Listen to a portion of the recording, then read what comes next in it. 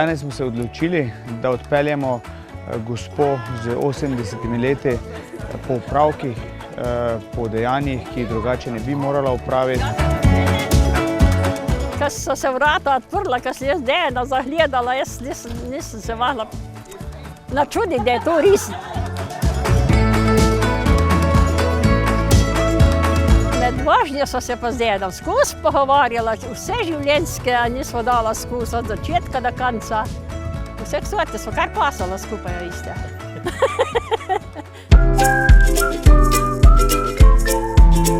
Paljke pa smo prišli pa na Bled, pa tam spet presenečenje. Jaz sem smela, da bi pa tam taka ekipa pričakala.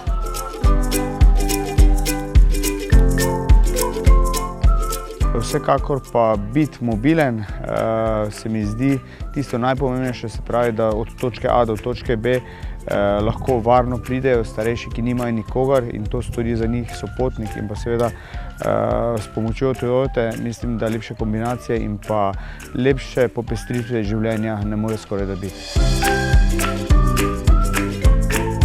Vam povem, da jaz nisem vedela, da se sploh vozim. Jaz bi se pelala, ne vem kam bi se pelala, brez lakote, brez žeje, brez vsega.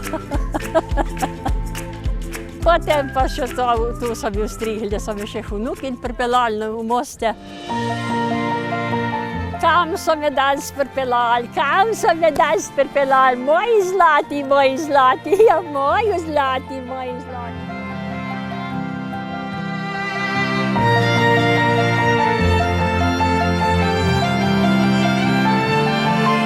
Da so mi pa tako presenečenje naredili, kosilo, no vem, nisem še taka kosila videla.